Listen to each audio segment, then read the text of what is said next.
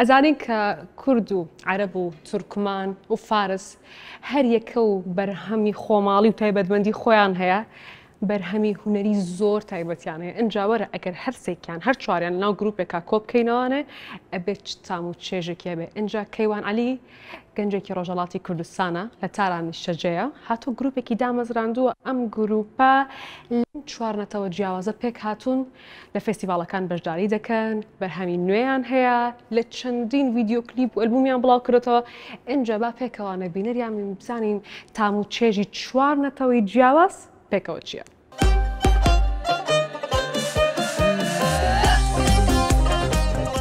گروپێکن پێکاتەی تەواوی گەلانی ئێران و ڕۆژهەڵاتی کوردستانن.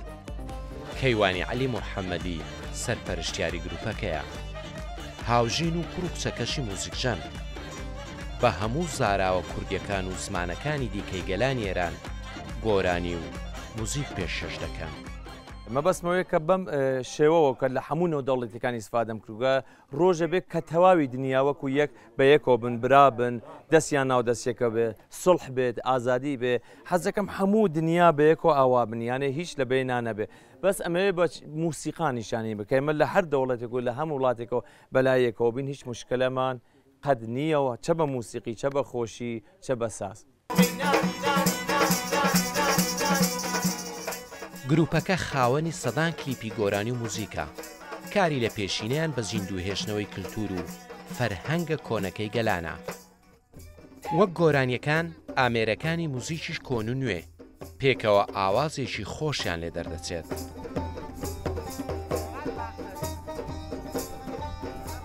زمانی ئاخاوتن جلوبەرێک بەگشتی کللتورێکی جیاوازن، بەڵام زمانێک ئەوانی کۆ کردوتەوە کە زمانی هاوبەشە و هەموو گەلان بە باشی لێ حاڵی دەبن کە ئەویش مۆسیقایە.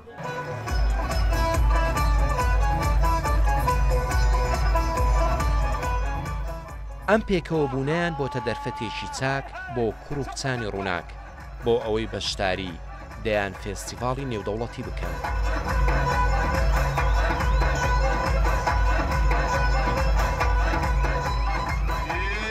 ما تو گروه روناک قطعه های ئێمە لە گروپی ڕووناک کار لەسەر هونەری لۆڕی، کوردی، باکووری، باشووری هەموو گەلانی دیکەی ئێران دەکەین. گروپەکەمان لەناو ئێراندا زۆر دەنگی داوەتەوە و خەریکە دەبینە گروپێکی فۆلکلۆری بۆ هونەری میوزیکی ئێران. فۆلک موزیک ایران هستیم.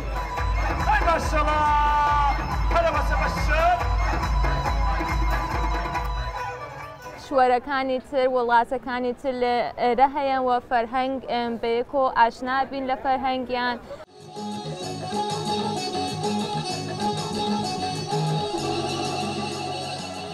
لە نێو گروپەکەدا سەماکاریش هەن، وەک موزیک و گۆرانی سەماکەشیان هی گەلانی جیاوازە. هونەرێک بەر لە دروستبوونی زمان مرۆڤ یەکتری پێحاڵی کردووە.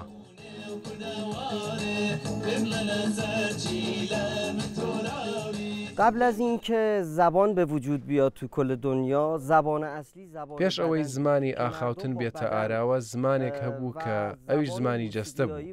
مرۆڤەکان بە جەستە پەیوەندی و یەکدیان تێدەگەیاند بە هەمان شێوەی زمانی میوزیکی ئێستا. لە هەموو دنیا ئەم زمانە پێکەوەیە بە سەما ناوی دەبن. نمایش هستش و جاهای دیگه به صورت دیگه.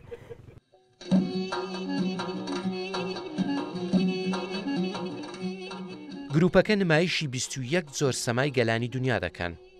زیاتر کەس ڕۆڵی تێدا دەبینێت، بەڵام سەماشیان هەیە دەبێت کوڕیش کارەکتەری سەرەکی بێت، وەک ئەم سەمایەی ئازەری.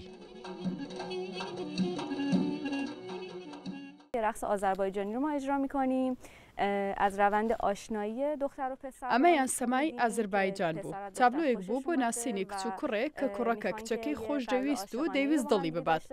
کوڕەکە بە زیرەکی و لێهاتووی خۆی دڵی کچەکە بەدەست دێنێت. بەرەبەرە عاشقی یەکدی دەبن و ئەمە بە سەما نیشاندرا. عاشق همدیگه میشن رو و با رقصشون وصلتشون رو نشون میدن. تەواوی ئەندامانی گروپی ڕووناک لە تارانیش دەجێن. خۆبەخشانە بەشداری فێستیڤاڵە نێودەوڵەتیەکان دەکەن. 9 ساڵە بۆ فێستیڤاڵی کللتورە جیاوازەکان دێنە ڕانیەی دەواازەی ڕاپەڕین. بەختیار قادر ڕوودا و ڕانیا.